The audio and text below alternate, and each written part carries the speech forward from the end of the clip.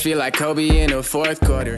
This is the Dane Moore NBA podcast, and we are brought to you by Prize Picks. Coming at you Monday morning. It's December 8th, and Monday morning means it is a Jace pod. I'll be joined by Wolves beat writer Jace Frederick, and we have the Wolves win over the Clippers on Saturday night to discuss the Wolves' fifth straight win. We'll focus on themes from that game for this episode. I thought the ball movement in the fourth quarter that led to that Wolves comeback and the game-winning three from Naz Reid. We'll focus on kind of the power of that ball movement. Jace wrote a really good column on kind of the idea of ball movement leading to sort of palpable joy for this team. We'll also do some conversation on what has just been an incredible Jaden McDaniels season. He led the Wolves in scoring against the Clippers with 27 on Saturday. It was 10 of 13 from the field. And then we'll hit on a few other themes from that game, but also just the last week in this 5-game winning streak for the Wolves. But before we get started, the Wolves do play the Phoenix Suns this evening, so let's do a quick Prize Picks lineup in here before we get started. What will be the impact of no Devin Booker in this game for the Suns? I'm going to say let's go with a 30-point game for Anthony Edwards in this one. We'll take more than 29.5 points for Edwards. He had 41 the last time the Wolves played the Suns a couple weeks ago, and that was with Dillon Brooks out there. Brooks is questionable, a game-time decision to play tonight. I like the odds of Ant having 30 if Brooks is out there, and I definitely like it if Brooks is not. And then with no Booker, how about we do more than 2.5 made threes for Grayson Allen? I think the Suns are going to need to play through a lot of more movement in this game without Booker, and I would imagine that leads to more 3-point looks, and Grayson Allen is going to let it rip from deep. So we'll see if he can hit 3 or more threes in that game, but I like that number as well. This is how it works at Prize Picks. All you need to do is pick more or less on 2 or more player stats to create a lineup up to 6 if you'd like. And if you don't yet have a Prize Picks account, you've been hearing me talk about it, you want to try it out, all you have to do is put in the promo code DANE when you sign up, and you will receive $50 in lineups when you play your first $5 lineup. PrizePicks.com or the Prize Picks app. Use promo code DANE when you create your account. Talking about the Wolves' 5-game winning streak with Jace Frederick coming up next. Let's go.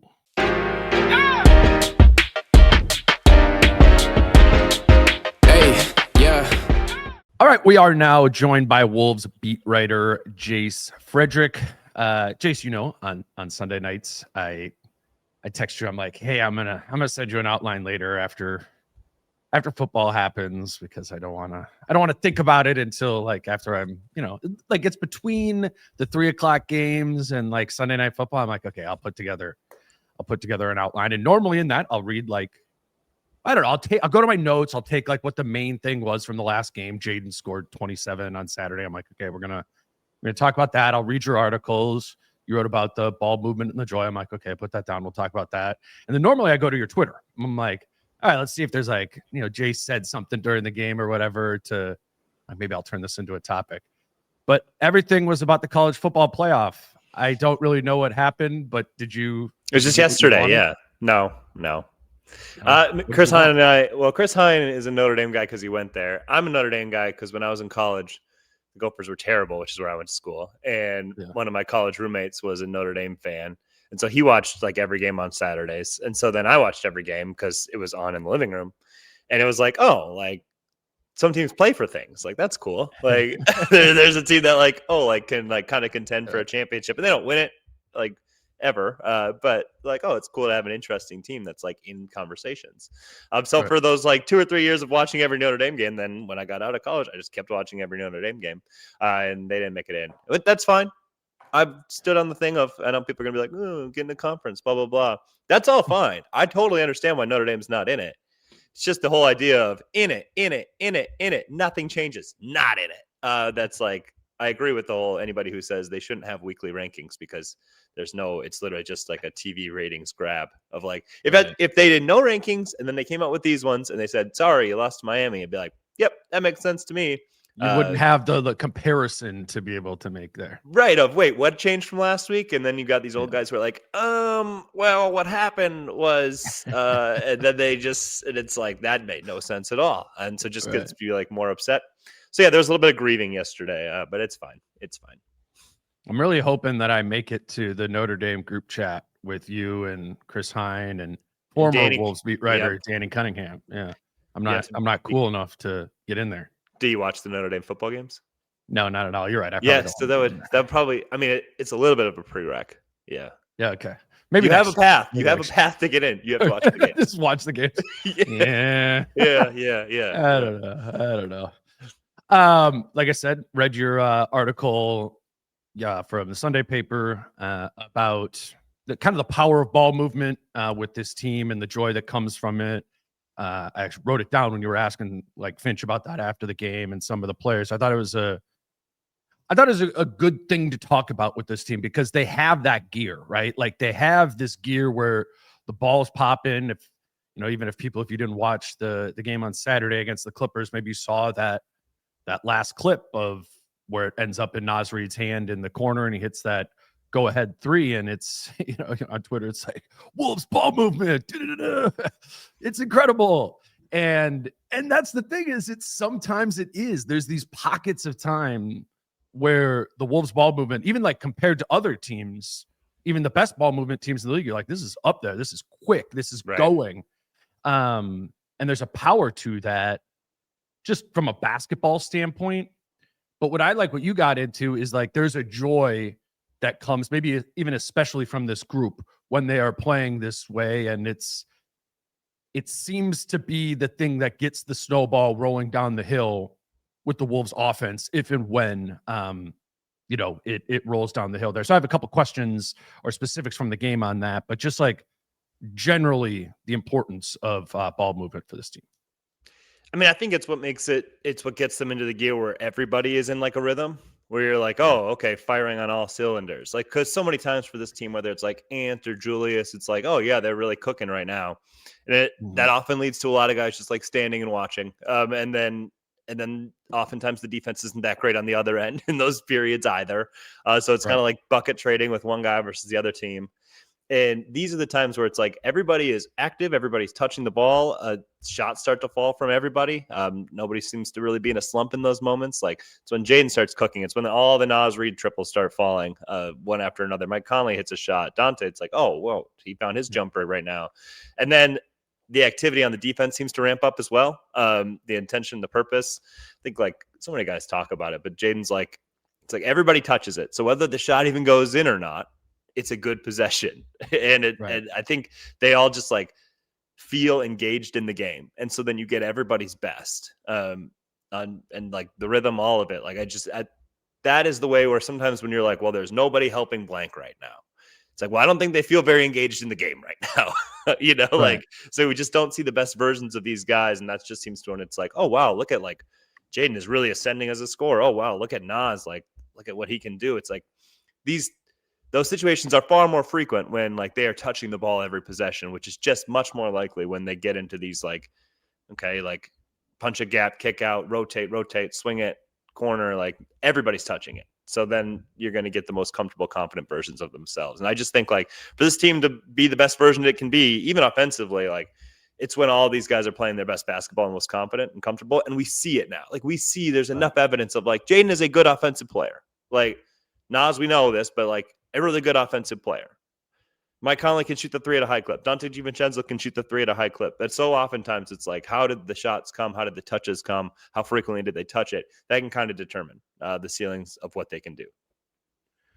So you're saying version of themselves, right? Which is like, you're talking about what it looks like when that version of themselves is playing. It does seem that version of themselves is pretty directly correlated to personnel. And I think it was the last episode that you were on, the most recent game they played was against the Spurs. And we talked in that one about how Rudy Gobert checked out midway through the third quarter, didn't come back in the rest of the way. It was very similar to the Clippers game, right? Ball movement, offensive barrage, Wolves win, joy, happy, all the things, right? And that was the case again in this Clippers game for the most part. Rudy came back in for a little bit of the fourth, but I was like going through it this morning and he played 6 of the final 17 minutes of the game. The Wolves won those final 17 minutes of the game, 48-37. That was the difference in the game there. So I do see Rudy at times being part of better ball movement offense than he was certainly in previous seasons, but it's not the same as it is when it's the Julius Randle and Naz Reid front court. There's a cost on the defensive side of the floor for that group, but I'm wondering if this is like possible to sink in to the Rudy minutes in a greater degree, because I think whether it's over the course of the regular season or specific opponents during the playoffs, like I think they're going to need both. And with the Rudy one, you're going to get better defense with Rudy on the floor this season. The defensive rating is 108.5, which is like the equivalent of the number 2 defense in the league, only behind Oklahoma City. Whereas when it's Reid and Randle in the front court, the defensive rating is 122.9 this season, which would be second worst in the league, would only be better than Washington there. But if you look at the offenses, it is just a huge gap there too. Rudy on 117.2, which would be the equivalent of like the 11th rated offense.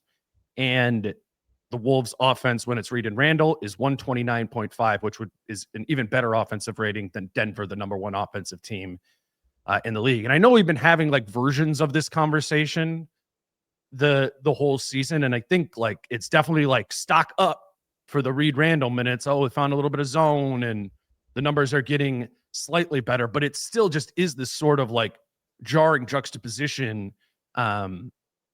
between the two. And I'm wondering if that is even possible to be something over the course of the season, that they kind of even just start like approaching each other more towards the middle rather than being these so polarizing things, though very good in their own way. I mean, the net ratings on both of those are very good. It's plus 8.7 with Rudy on, and it's plus 6.7 when it's Reid and Randle on the floor. So they're both working, and maybe that just means there's 2 different gears that this team has. But I'm a little, I don't know if concerned is the right word, but curious to see if those things are going to be able to be, I don't know, like coexist a little bit better. What do you think? I have a hard time of like, because they start the fourth, like, oftentimes now without Rudy out there, and then they start the fourth oftentimes without maybe the second too, and then they start the fourth without Ant out there. Now you've taken out your person who dribbles the ball most and your person who takes up the lane most, and it's like, okay, this looks really good, but you need both those guys are going to play most of the minutes, right? And so it's just very much like these 5 guys who start like the fourth quarter have a ton of fun playing together and play a really good brand of basketball. But obviously your ceiling is probably still with the other 2. You can say whatever you want for like the ceiling of, I don't know, with Rudy in the playoffs or anything. But like, I don't know, like those 2 guys are going to play a lot of minutes. And right. Like they're almost like paired together a little bit, quite a bit now. Because they both do sit parts of the game.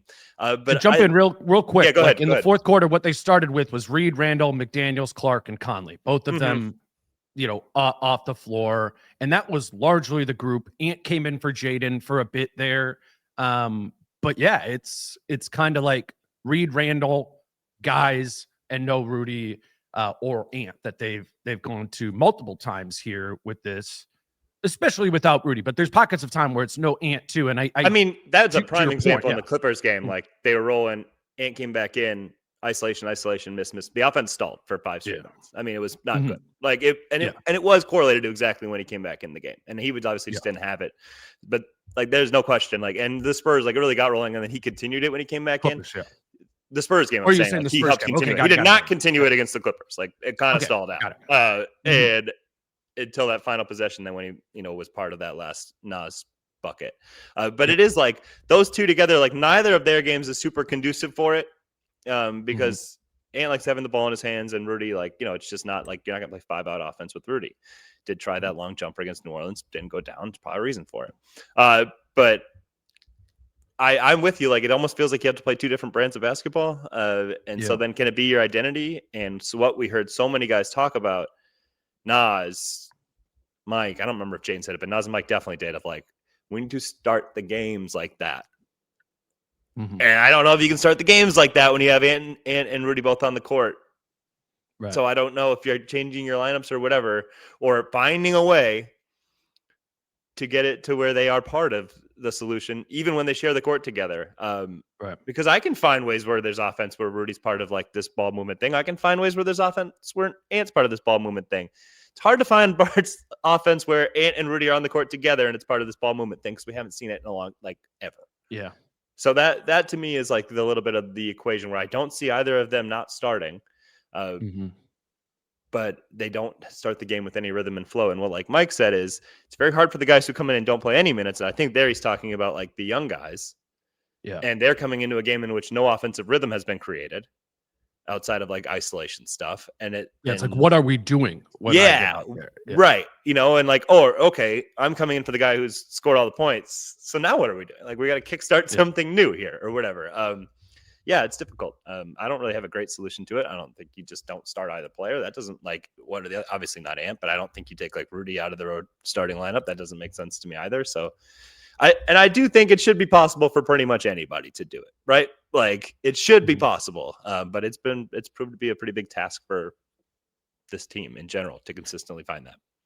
And I think that it should be possible means like it could be something that comes along over these final 60 games of the season, right? If it seems somewhat realistic, then it could be something, you know, that is found here. And if you look, we're talking about polarizing on two separate sides of it. It started the season even further apart, right? Yep. Like what they were doing when it was Reed and Randall out there, as opposed to when it wasn't. So it is probably moving a little bit closer. I'm saying all this because it was so great in the fourth quarter. And the first three were so bad. Like the offense over the first three quarters was like a root canal. It was terrible. It was not good. Like it was like hard to watch. And then it turns in, and then all of a sudden they come out in the fourth and it's like, oh my God, this is like amazing. Right. You know, like it was a massive juxtaposition between the two. Today's show is brought to you by Your Home Improvement Company. We know there's a chunk of you out there who are like, we need to get a home improvement project done before Christmas here. And we would love it if you made Your Home Improvement Company your answer for that project. Right now, they are offering buy two, get two windows free deal. Windows that come with a lifetime warranty and are installed by certified professionals. Your Home Improvement Company also specializes in transforming outdated bathrooms. 30% off deal on bathroom remodels this month. But whatever the home improvement project is, Your Home Improvement Company can get it done for you with certified local professionals and backed by a lifetime warranty. Whatever the project is, Your Home Improvement Company offers great financing deals that require zero money down, zero interest, and zero payments until 2026. If you have that project, please do contact Your Home Improvement Company by calling 866-777-YHIC or by going to yourhomeimprovementco.com. Your Home Improvement Company, where it's your home made better. Let's move to Jaden because that's somewhat involved in this. I think he was out there for a lot of that stretch. He was, you know, a very consistent piece in that game last night. He only missed Saturday night. He only missed 3 shots, scored 27 points. And there were earlier in his career, there were one-offs like that. We're like, ooh, big Jaden opportunity game. It was like Jaden barometer, right? That's what we'd talk about or Finch would talk about those times, and then we would parrot it. It's just up like all the time right now. And I mean, it's special. It really is, like, to me, the number one best thing that's happened to the Timberwolves this year is the realization of the scalability of Jaden McDaniels. I mean, it was a theory. It was something the coaches and players be like, there's more in there with Jaden. There's more in there with Jaden. We're like, all right, man, it's been like 5 years. And it's here. You know, it's 16 points per game this season now. Last season was his career high at 12.2. It's 2.5 assists per game. That doesn't sound like a big number, but that's a career high for him there as well. And I think we can picture that. We could picture a more playmaking from Jaden. The biggest outlier number is 48% from 3 thus far this year. His previous high, he shot 40% in that 2022-23 season. But he entered this year over the first 5 years of his career as a 35% 3-point shooter, 56% from 2. That's not a career high, but it's about the same as last season. And for all of these production and efficiency numbers to be moving up or holding steady while the usage has really spiked, that's just special. That's to me, that's an offensive leap, to a player, period. I was just looking at like usage rate last year was his highest of his career, was 15.5% of possessions. It's just like usage rate. If people don't know, it's the amount of offensive possessions you use as an individual. Is 15.5%. It's below average for a wing in the league. I looked it up. It's like the same as Aaron Nesmith last year. If you guys kind of remember what Nesmith was like, playing for the Pacers last year in the honestly, playoffs. very, very similar offensive role, to be honest. Yeah, right. Not like the same like 3-point volume, but like their position in the offense, very similar. Yeah, I liked the fit. And then so I was like, okay, so who's 18.4% this year, which Jaden's at, which is 70th percentile amongst wings, and it's Devin Vassell. And I don't know if people kind of remember Devin Vassell from last week. They're like, that's an on-ball creator guy. It might not be it's not their main dude. They're playing through Wemby, they're playing through Fox, Castle, Harper at times, but they play through Devin Vassell frequently. They run ball screens for him. They let him kind of try and cook. And that's now kind of the level that Jaden is at from a usage or a percentage of the usage pie for this team. I thought both of those fit, and that's a real, it's a real offensive creator. It's not just like a release valve anymore. And I just think it's been really cool to see not only the scalability, but kind of the diversity of ways that Jaden is finding his offense, is finding his usage, and doing so efficiently. Where specifically are you seeing that scale from Jaden? Yeah, I mean, I think some of it is like the ball coming to him more, like just a little bit better movement sometimes where he gets more involved. But like to me, and maybe I haven't rewatched it, but like his like big runs in the Clippers game, it really did come out of like transition, or at least semi-transition, or turning misses and turnovers into buckets the other way. And I think it was just like his assertiveness with it, like going 1-on-2, whatever. Like that pull-up 3 was like, Jane just took that shot, like a pull-up 3 where like he probably could have went to the rim and was like, I'm taking this.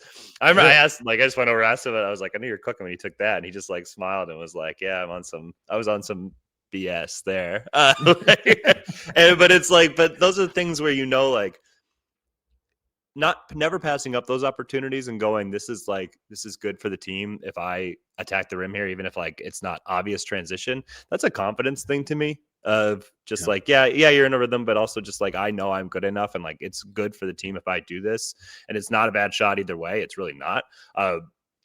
That to me is where like we're seeing the biggest growth in him, and some of it is like that he's just touching the ball more in general. Some games still not always getting there, but in general there are more games where he's touching the ball more. And I think at that point then, like, you're not thinking about every single shot, you're not thinking about every single attack of like, I better not miss this, better not blow this. Like, he just seems like he is more assured of himself as an offensive player, and knowing like, if I do this, it's good for the team, or I'm good enough that I should be doing this. And I just think like the constant assertiveness of like, you know what, I got it here, half transition, like I'm going to go at him because I know I'm probably going to score, like that. To me, like, and I think his teammates all want that too. And I think they've wanted that for a long time, of like, you're good, like, go be aggressive, and he's doing it at a really high level, and the production's followed, and it's just kind of a chain reaction. Yeah. We talk all the time, right, with like Ant and Julius, of like, go when the coverage is in your favor all the time, right? Make them adjust their coverage, and if they don't, it's your time to cook, Julius. It's your time to cook, Ant. Jaden never really sees that type of additional coverage, right? They're not loading up on Jaden McDaniels, which puts him in isolation or one-on-one mixed situations often, where Jaden, I think especially due to his size, like, has the ability to just get to that whenever he wants. And now he just seems more confident in that, or maybe his teammates are more confident in that, his coach is more confident in that, or are affirming it. Like, you did that, do that again. Like, it's getting to the Aunt Julius position of, why don't we keep going to this until they do something to take away your little 10-footer, that you can shoot over the top of everybody. And I think if Jaden's doing that and you end up like spinning a game where it's 27 points on 10 of 13, like you need to think about it the next game of like, do we want to single cover Jaden here? Do we want to like hide a 6'4" guy on him? He's kind of killing that opportunity there just because he knows that he can kind of get to it over and over. And I'm just seeing a confidence in that and hearing a confidence in that from him. He was asked about kind of cooking from that mid-range area after the game. I'll play that clip. I don't know. I just really just be patient and like take the shot I want to take, no matter like how hard or how much pressure the defense is playing. Just being poised and yeah. I'm taller than everybody, so like it always seems like I'm open for real. But yeah. As I say, once you elevate on your jumper, is there anyone that gets a hand in your face? Unless you Wemby or a 7-footer for real. Yeah.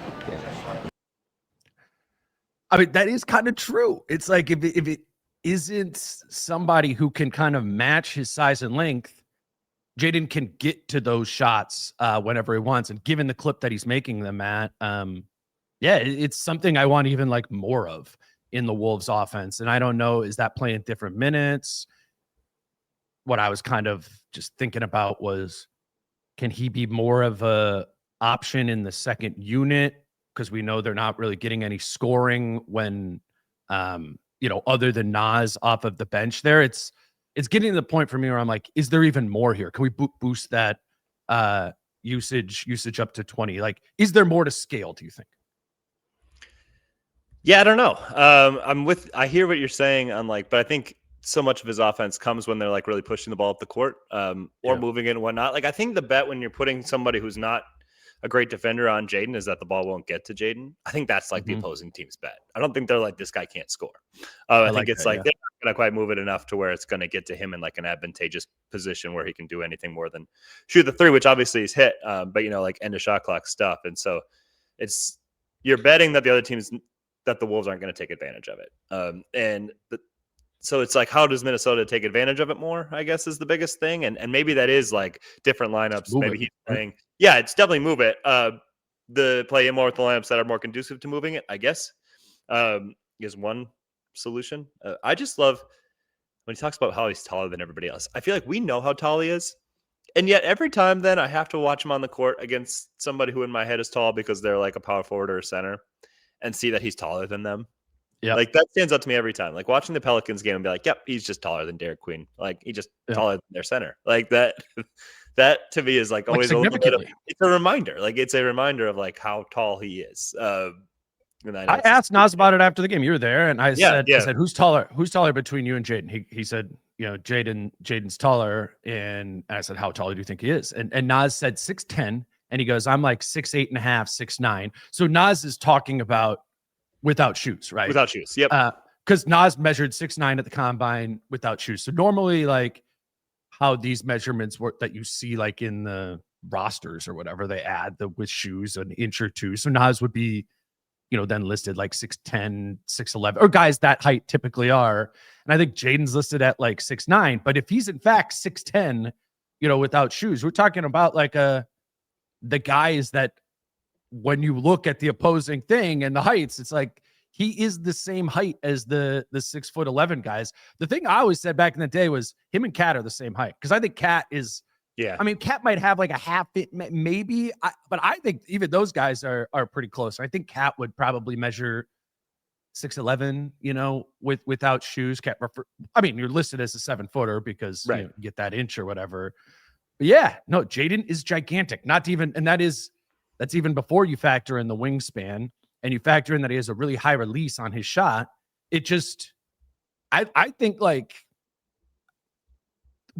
not all the way full Wemby, but I think it needs to be like full 7-footer guys. Yeah. That can really present a true contest to that might bother him, because even a 6'9" guy, I just don't even think that's, given how high the release is too, I don't think that's a big bother to Jaden, especially if it's like, to your point, coming in movement, coming in a little bit of transition where the defender can't really square you up and get into you there. Yeah, Jaden McDaniels is gigantic for what we people think of him as a small forward 3-and-D guy. Like this is a guy who has the same height and wingspan as a lot of teams' centers, like that the tallest player that they play on a night-to-night basis. And for Jaden to have like serious game and handle and jumper within that physical package, not to mention like speed, quickness, athleticism, which Jaden has too.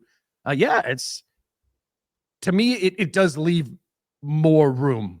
Like there's more room here. I think there's even another level on top of that. And that makes sense. He's 24 or 25. Like 25, yeah.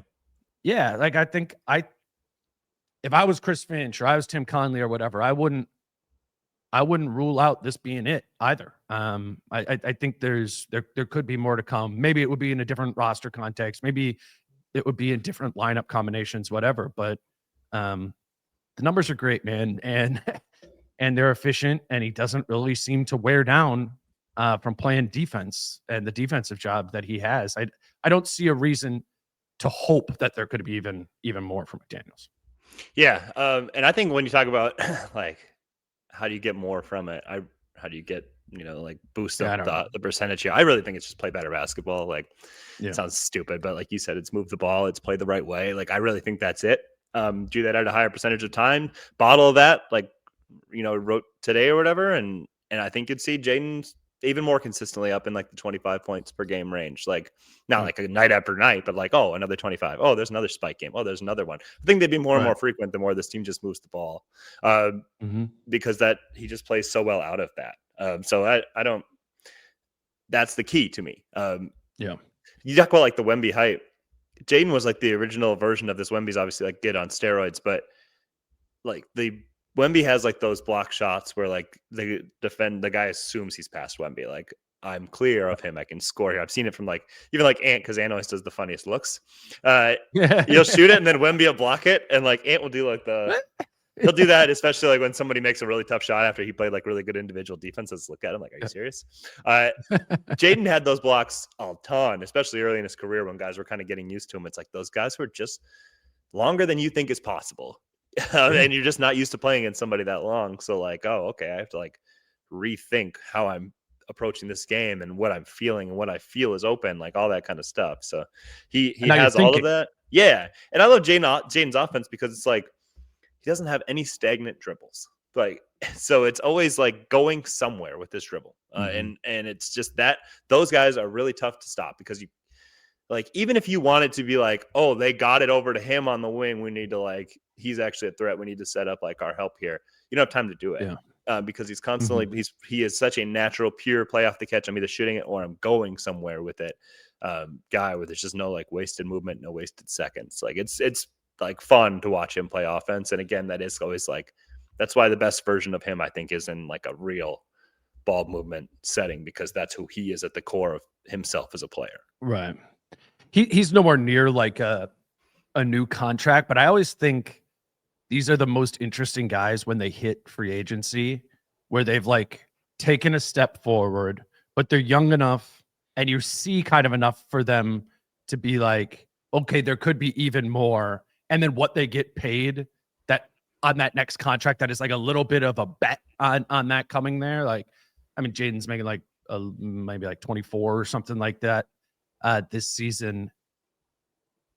I wonder if he wouldn't get high 30s if he was a free agent again, like this summer, given now that the market would not just be seeing this type of 3-and-D type of guy, right? There's a diversity. There's even a diversity to his defense. There's more rim protection that like is starting to be tapped into there. And then offensively, there's more there too. Like, I don't know. I think Jaden, if he was a free agent, would really get paid, which is interesting compared to like when he got that deal. People were like, "Oof, over 20 a year for Jaden McDaniels." Like, I don't know. Maybe it's just my way of saying he's on a really good contract right now, because he is on the contract and there's 3 more years left on it or whatever.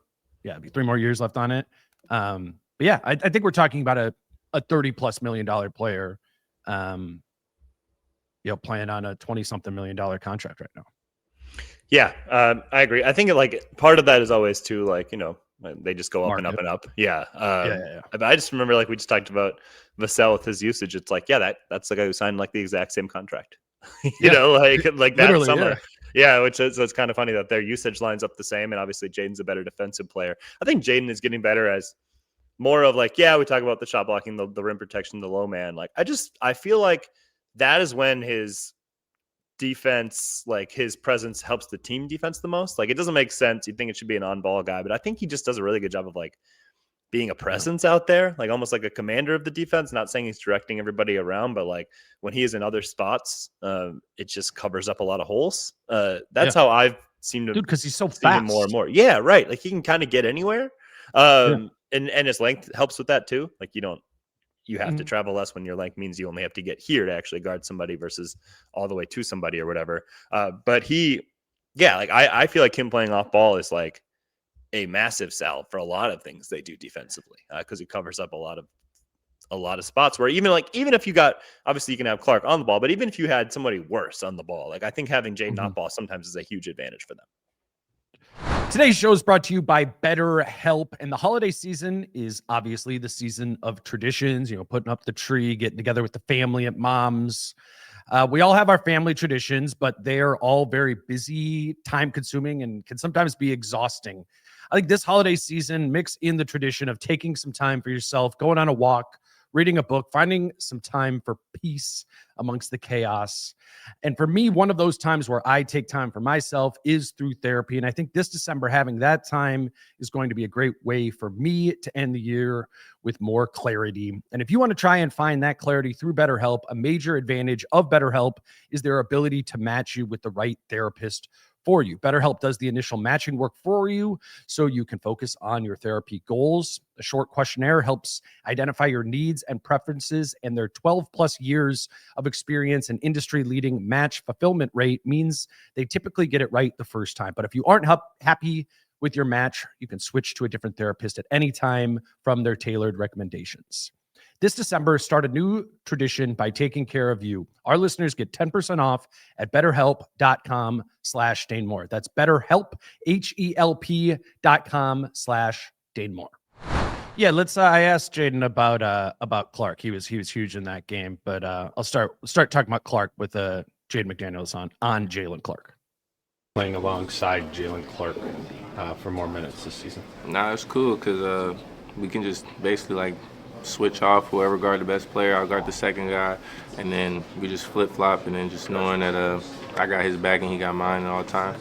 Is he kind of one of those guys where he's out there and he makes a play and it's like a spark that the rest of you guys out there feel? Yeah, I think he had a steal on somebody that tried to spin, and we were just off to the races after that. But just the energy he brings and like the mentality he has on defense, I mean, you couldn't ask for a better defender than Jaylen. Have you both of you guys point of attack defenders, right? Like, have you coached him or kind of worked with him at all? Nah, I just tell him play your style of defense, whatever you got to do to figure it out or stop the man from scoring, just do you, and that's what people let me do. So I just try to give him that advice, Cool. I thought that last piece was interesting, where Jaden McDaniels has been given that sort of freedom to play defense, as he sees fit. I remember Finch earlier in Jaden's career talking about how he learned that with Drew Holiday. Finch did when he was with Drew Holiday in New Orleans, and I like that Finchism where he's like, for elite defenders, you need to give them as much freedom defensively as you would give an elite offensive player freedom on offense. And Jaden does have that freedom and has used that freedom in his career to kind of become the defender that he is. I like that with Jaylen Clark too. And they're different types of defenders, but Jaylen Clark has the freedom to play defense the way he wants to play defense. Gets in trouble with it sometimes, a little too aggressive, late fouls, those sort of things. But Jaylen Clark and Jaden McDaniels, to the rim protection point, are directly correlated, because that's where, if you're the Wolves or if you're Finch, where you can get to Jaden off ball while not really losing a step on ball there. And I remember we talked about that when we did our Jaylen Clark episode during training camp, of this is a reason to have Jaylen Clark in the rotation every night, because there's more for Jaden McDaniels to do here defensively off ball. We don't really see those guys play together a ton. Jaylen often checks in for Jaden. But in that game against the Clippers, we saw both of them out there together and saw Jaden off ball rim protecting in a situation that wasn't, a zone defense. I know you agree, but I just think there's a lot of power in that. Yeah, I mean, I think when we often see Jaylen check in for Jaden, and then Jaylen's shifts are pretty short, like that's it. Like if he's only going to play 8 to 10 minutes, like then it's going to be hard to get those two together. But if Jaylen gets up to the point where he's playing 15 to 18 minutes a game, even just that, let alone 20, then you can start getting into like, hey, we can have some minutes of Jaden defense out here. And maybe it's to start second, fourth quarter, whatever. But you can get to it more like if they commit to him more in the rotation. And I know that's still kind of an ongoing process or whatever. But yeah, I mean, that's I do like the defensive creativity. Like, and just an example of it is like they have like all these scouting reports for what they're going to do on certain guys, and you want to do this, you want to do that, and then like when it comes to Jaden though, it's like, but you just do you. Like it's almost like, hey, this is for everybody else. Like you have to coach or teach bad defenders like how to play adequate defense. The great ones, it's like just you got it. Like you do whatever you think works for you against this guy.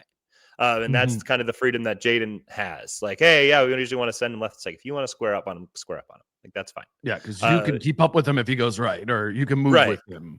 Right. So whereas a slower defender wouldn't be able to do that. Like, if you don't push him left, you're going to get beat. And if you don't push him left, you're going to get pulled from the game because now you're putting yourself in a position to get beat. I mean, Finch is stringent with that, With Terrence Shannon Jr., I've seen him be pulled for game plan mistakes and stuff like that and even Jaylen Clark Josh Minot was a casualty in the past. Yeah, exactly even though like having some defensive skill set there, they don't have Jaden McDaniels level skill set where they can kind of just play like Jaden. It's cool, he doesn't need to be like super strategic defensively, he just needs to find ways to stay connected, and he has the freedom to be able to do that. And I think Clark is getting some of that freedom. I hadn't really thought about that until Jaden said it, but yeah, I think Jaylen is getting that freedom too and deserving it.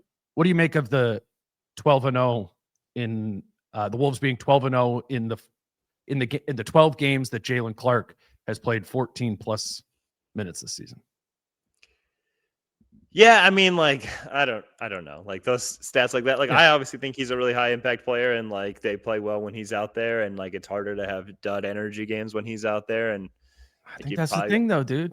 I think it's a thing too, and I think like when he's out there, your defense is better, and like I think this team has to have a certain standard of defense for them to win games consistently, and beat good teams and all of that. And I also think part of it is that he's not trusted to play more than 14 against the good teams. So when they play against the good teams, he's not playing that. You're more likely to lose those games.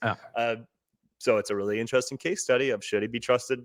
This clearly works against other teams. So should you be trusted to play 14 plus against good teams? And he was at least trusted to play however many minutes against the Clippers. Clippers aren't good, but at least it was a competitive game to where it was like, hey, you got to get him back out there. It's just so much. You see it right now. Like it's how you play in your first shift determines the length. And if you get a second shift for those three guys, that's a tough place to live. And I just feel like we're far enough in the season where you can start making some choices on these things, that's why he got over 15 minutes against the Clippers. Good first shift.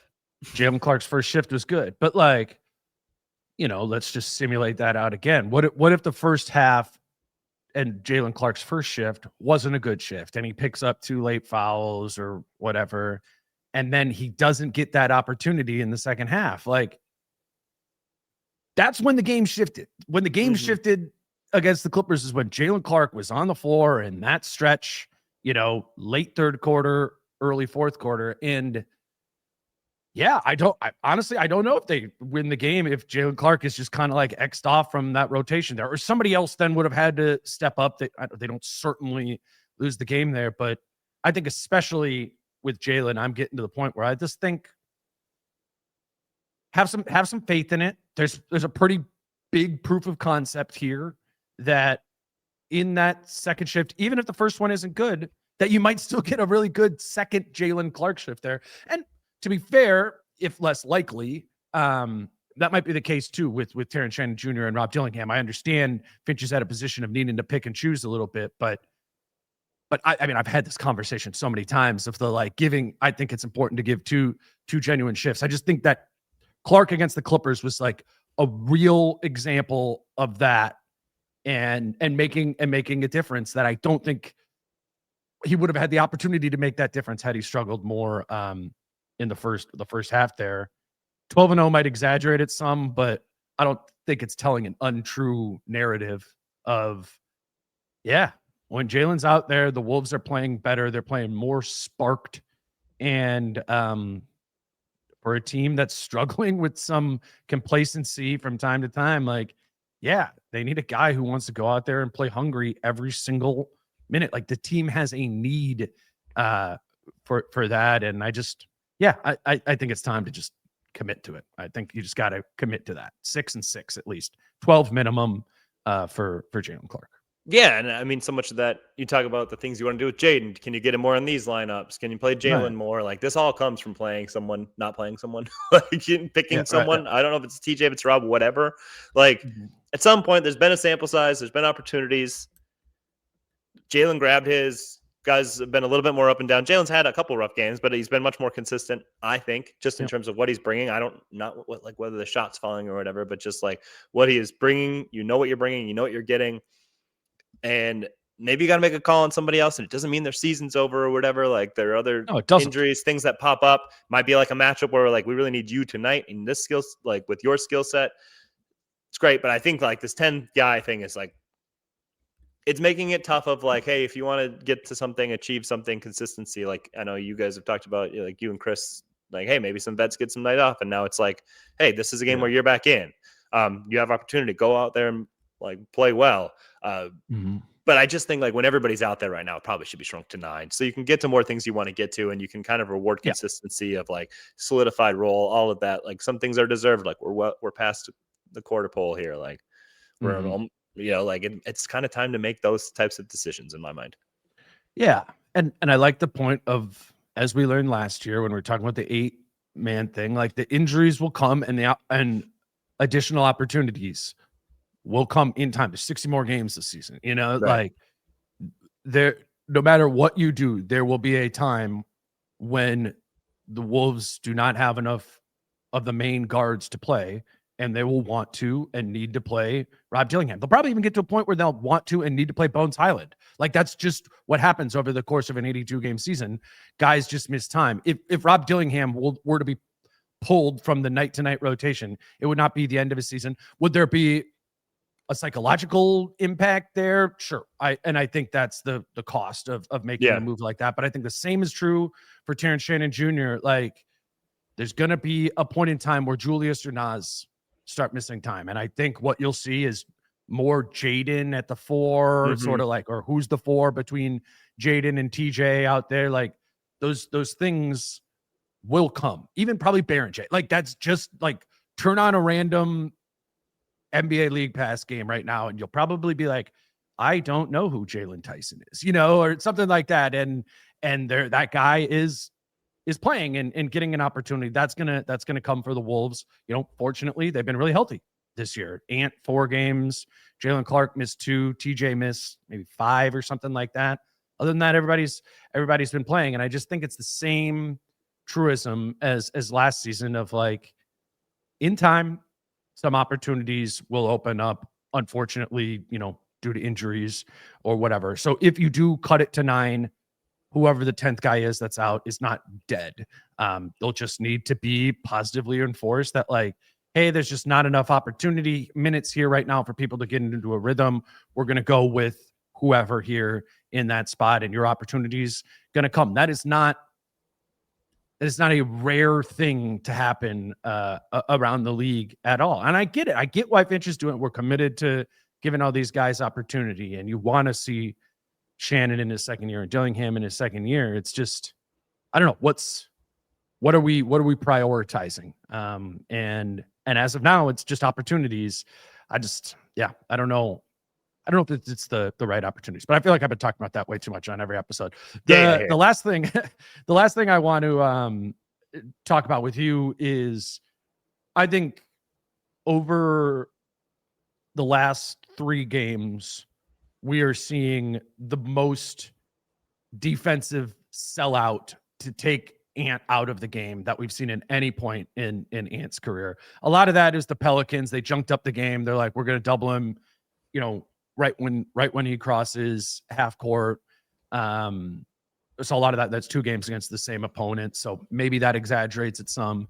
But in the Clippers game too, it's the plan going in first, second, and third is slowing down Anthony Edwards and trying to take him out of a scoring rhythm, and just making it kind of be other players. And in the last 2 games, that second Pelicans game, Ant was very non-existent from an offensive standpoint. Also had some foul trouble, and then it was one of his quietest games of the season against the Clippers.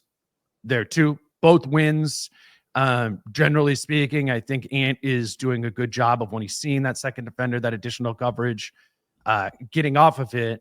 But it does feel like you're kind of approaching one of those things where it's like, well, we can't just let them completely take you out of the game with their coverage. You need to be involved kind of regardless of what the coverage is. And I think this is another new point in the curve for Ant of learning, because this is the most attention you've ever gotten during the regular season. I think he's seen this much attention in the playoffs. But I'm wondering what you think goes into getting more from Ant in the regular season when the coverage is this directed at getting it out of his hand specifically. Yeah, I mean, I think the first Pelicans game was a good example. I think Derek Queen, maybe. I love Derek Queen. Love his offensive game. I think he might be the worst defensive player in the NBA. He's right up there. So if you double with him, it's probably more like a 1.25. But what Ant did, one of the Wolves players when I was in New Orleans asked me, who do you think would be better at pick and roll coverage tonight, you or Derek Queen?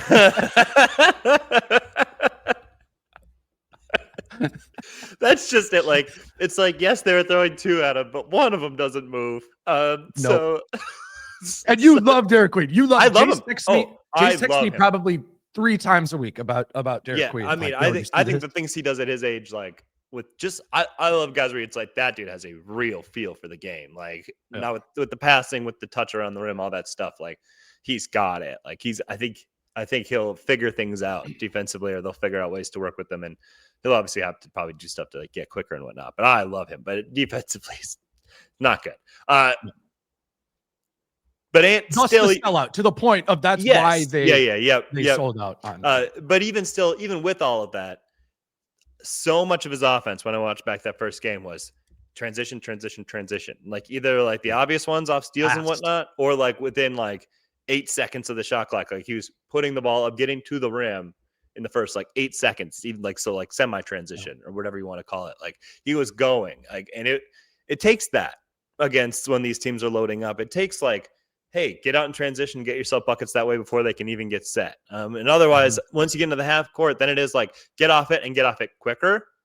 Even when we get off, it's that's the right play, but it's too slow.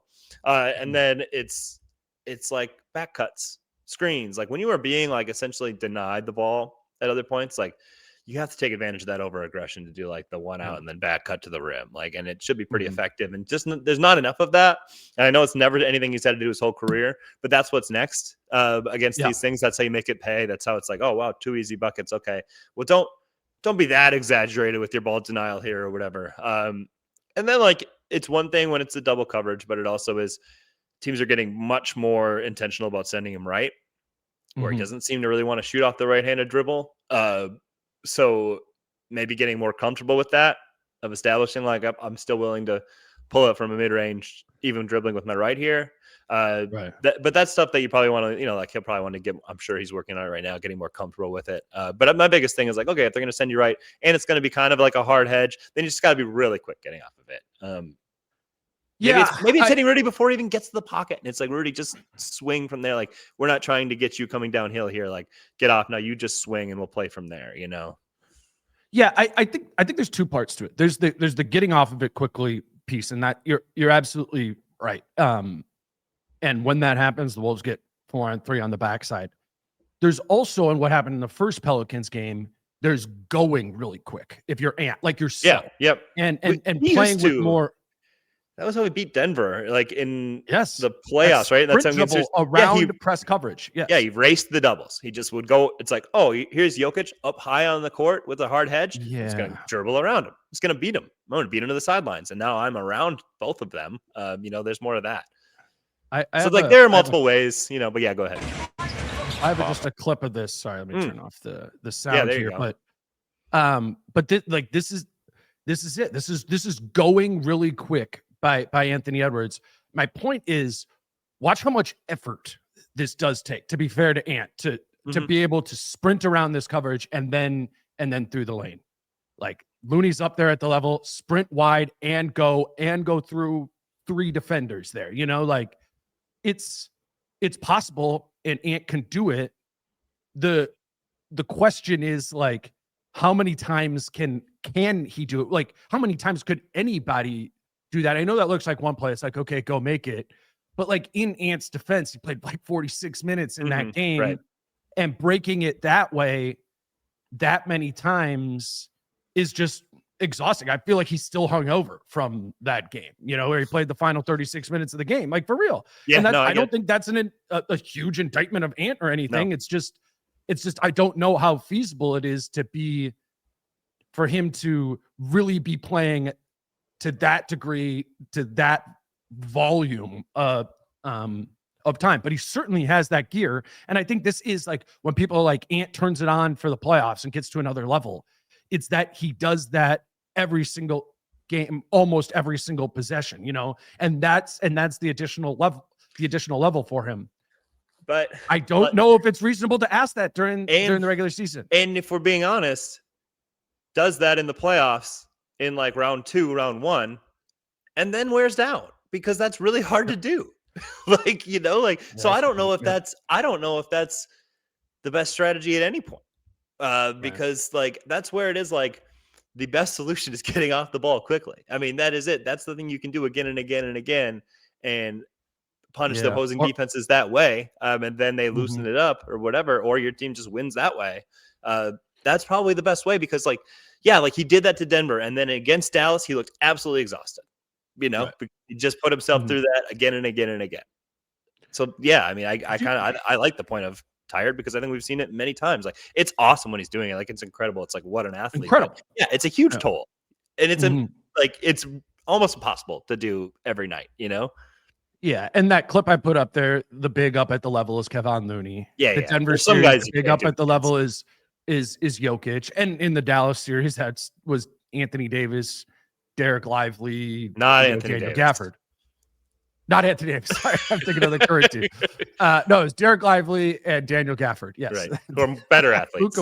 Luke was still on the team. Yeah, and the thing is, though, is I think Ant can do it against those guys too. I agree. That is what Ant, being 100th percentile athlete, like he can. But then it's even a little bit harder if that's Lively up at the level, who can and did move his feet against him laterally there. So I don't know what, if I'm watching these games, what exactly I take from it. I take from it the idea that he can do that, but I also take that it's just probably not going to happen if that's going to be the coverage every single game during the regular season, or the majority of games during the regular season. I don't know. I guess I would like him to treat it like, all right, I've got 6 bullets in the chamber, not like pop, pop, pop, pop, pop, right? Like, all right, here's 1, use 2 in the third quarter, use 4 in the fourth quarter there. I think the Lakers series was really good. Remember, like, they would close those games at Target Center with some really good offense, and that was when he was doing it. And then like he would race it, and then he would get like a third help defender who had to come baseline after he did race it, and then he could kick out, and then it ended up in like open Nas threes. Great time for it. Like last 4 minutes of the game, like it's tie game here, like that's a great time to be like, hey, this is our clutch time offense. Ant cranks it up to 100 for this. But otherwise, I really think it has to be like, even right now, like the Clippers, they're sending him right. Ant's just prodding with that dribble. I think sometimes looking, how do I get back going left here? It's like, it's got to be like 1 dribble at it, and then it's off. And I don't care if like you're hesitant with Rudy and you think Rudy's going to make a mistake, like let him make it then. Or let him make the play, or let him figure it out. Let the coaches sub him out, sub Rudy out if it's not going well there. Like, I think it's got to be like, this is my job on this play, and everything else will take care of itself. Yeah, and there's some nuance to that, right? Of like, but generally speaking, the number one thing has to be like, okay, there's two, I'm getting it here, and playing off of it as he did. Like the Pelicans game the first one was a masterclass in it. He got off of it when they would send two up at him there, and he got around it when he had the opportunity to do it. Like we are at the point he's been saying for like 3 years, I've seen every single coverage. Like he actually has seen every single coverage, and he knows what to do. Like if you put it on film, he would be like, I know X, Y, Z here. But when you're running like 40, 50 of these over the course of the game, it is hard to get like to make the right one 85% of the time. Like that's hard for anybody in the league. And the cleanest operators, the best operators in the league, that's the level that it's at. And I think to Ant's credit, he's getting up to that level. It's hard to do. It's hard to do from a physical and a mental standpoint. And, when you're playing the Pelicans 2 nights later and you're like, I'm not sure I need to use all of these bullets in the chamber, he doesn't. And they still won it because of that. But if he applies that same logic to a good team, the Wolves are very likely, going to lose there. So I take it all to be like, this is something Ant is continuing to learn, definitely is learning. And now it's the highest it's ever been. The most engaged defenses have ever been on him. So it's like I don't know. It's the 300 level class in college. He's at that level, he's at that level now, and not failing at it, but getting up from a B- to an A-, and the power of that will be, I just think it'll be profound if and when that happens. Yeah, you talk about we've seen every coverage. Like this is absolutely the most I've ever seen teams send him right. Like you even look at like Alvarado, like obviously he had zero help coverage behind him at the end of that regulation of the Pelicans game. But like it was like he was told that he was like, yes, they were like on his left hip. Yes, yep. And the Clippers, it was like Chris Dunn got to play him a little bit more straight up, but everybody else, it was like, hey, you're supposed to send him to his right. And that again, that's like another thing of like, oh, okay, like that I'm working from here, and then you got to figure out counters to that. It's all a big part of it. It's seeing what you have, and then what do I have to counter? What do I have to develop to counter? Whatever, and going from there. So like, I think it is. I give a lot of credit to the Clippers, by the way. That was the second half of a back-to-back, and not just like they played hard. They had a real game plan on the second half of a back-to-back, which we do not see a lot of teams do. You and I talk about that all the time. Of like, we'd see it like in the Cat years of like, these guys aren't defending Cat right at all. But second half of a back-to-back, Jeff Van Gundy was up like pointing every possession. You're here, you're here, you're here. Like that was a well-coached team that just didn't win the game. But like I give a lot of credit to them, and like, but that's it. Like, and those are good games, are good playoff prep. Because like Clippers aren't a playoff team, they're not good, but like they prepped as if it was like a playoff game, or it looked like that. And those are good. Those are great examples. Much more contenders than the Pelicans too. And the Clippers on the nights when they're choosing to play are a good defensive team. I think I looked at, they're like 20th on defense, but I think they were second in defense for sure, top 5. Yeah. Yep. Last season, like that is a good defensive personnel team. I know it's changed some, they've aged some, but like with Chris Dunn, like that's a good defensive team, and they slowed Ant down because they were good. I don't think that was Ant taking a night off in the way that it was the second Pelicans. I agree. I would give the Clippers credit there. And I thought Ant found ways to be helpful in that fourth quarter, even with them loaded up on him. And that's where we saw the great ball movement in the fourth quarter. Like Nas made that 3. Who passed it to Nas there? It was Ant, right? And I don't know. I think this isn't like for me, this isn't at all like an indictment of Ant. It's like, it's just that night to night, it is going to be a different test for him based on opponent, based on coverage, based on how engaged that team is there. And that's That's hard to do, and it's I don't know, but it's also like the price of being a superstar in the league right now, which Ant is. I just think the most encouraging thing is he has all the answers. He really does. He has all the answers. We've seen him answer every answer to the test correctly. Doing so requires a lot of effort and focus there, so you don't see it all the time. But I used to go into playoff series being like, ooh, I don't know, like this team might be able to slow Ant down significantly with this guy on the ball and this type of coverage. I don't think that anymore. I think it is just about how much Ant in that game, in that series, can elevate himself from an energy and effort standpoint to overcome it. And to his credit, in every first and second round series that he's ever played in the playoffs, he has overcome it with energy and effort. It's the Western Conference Finals when the games are quicker and you've been playing for a month. That point is harder. I just think fatigue is the factor here, is the biggest factor in Ant's ceiling, and that it's nothing to do with his stamina. I mean, he's in the best shape of his career too. So it's not like Ant needs to get in better shape. It's just like it takes a lot. It just takes a lot. I think what is good about the regular season getting these games too is like you said, the first and second round have been really good. And in each of those, the Wolves have had a week to prep. And so then they're like, hey, coach, like, we're going to get this look. And they drill that look against him in practice every single day. And so he, like, when he sees it in the game, it's like, yep, I've been facing this for a week. I know exactly what to do here. And the two West finals, it was like, you didn't know for sure you're going to play OKC. That's also just a really great defensive team. They had 2 days of prep for the Mavericks. And so it's a little tougher. And so when you're facing it in the regular season, it's like, you're not getting coached up here. Like, you got to figure it out on the fly. And I think the more that it can be like tested on the fly of, okay, you're seeing this now. It's in the middle of the game. How are you going to adjust? How are you going to adjust? How are you going to adjust? I think that's awesome postseason prep. Yep.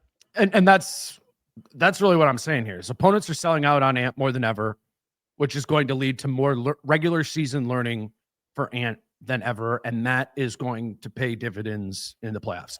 Theoretically, right? I take it to be a good thing that you're seeing all of this, and now you got 55, 60 games to, sharpen it over the course of the rest of the way. You got anything else? I got nothing else. Nothing else. Nothing. Wolves, Suns this evening. Correct. I think no Booker again in that one. Dylan Brooks, I think, is questionable or game time decision for that one. So we will see what happens. Yeah, he's been really good this year. He's been really like good. When I turn them on. Yeah, he's like a creator, like and a scorer. Yeah. Like a high-level isolation basketball player. Like, yeah. I know, it's kind of crazy. But we saw this team lose to the Suns a month ago, whatever that was, a few weeks ago. And they're going to play hard, but they probably need those guys, and then it'll be a challenge for the Wolves in the other way. If Booker and Brooks are out, okay, can we lock in? This team doesn't have a main guy. Put them away in the first quarter. To your point earlier of like fast start, like get that fast start against a insufficient team. Get up by 12 after the first quarter. That you and I were texting about this. This team's won 5 straight games, and Jaden, like Pierre from Fox 9 asked Jaden, like, what have you seen like as the theme from this winning streak? And Jaden's like, I don't know. I don't have anything, just to be honest. Right. And it's like, it's because like for so many of these games, they're playing like 2.5 really bad quarters of basketball. It's like play a good 4-quarter basketball game, because I don't know how many of those have been in this winning streak. And then it'll feel more like you're actually like getting into a nice rhythm, because I don't even just like talking in the locker room. I don't know if they feel like they're really like finding something awesome right now and really hitting their stride. So play something where Nas you can said feel that like, in the locker room in New Orleans. Nas was like, I personally don't feel like we're the best version of ourselves right now. We're still looking for it. I think that's fair. I just think it is good to point out that they echo this. I don't think they're like, I mean, sometimes they can play a little casual or whatever, but I do think they know, or at least they seem to know after games of like, yeah, we approach that a little bit, too casually. We need to turn it on in the beginning of games. Like, I don't know, if you're only going to play 1.5 like really great quarters, just do it from the jump. Do it from the jump, and then you might not even need the third and fourth quarter there. So I don't. We'll see that. We'll see that against Phoenix tonight, and Kyle and I will be on Tuesday morning to discuss what goes down in that game. In the meantime, you guys can read Jace in the Pioneer Press at twincities.com, or you can follow his college football tweets on Twitter. No, there won't be any more. The college football season's that's over it? in my mind. It's done. It's done. It ended yesterday at 11:30. Maybe we'll move to NFL. I'll get in on that. Jason Twitter at Jace Frederick.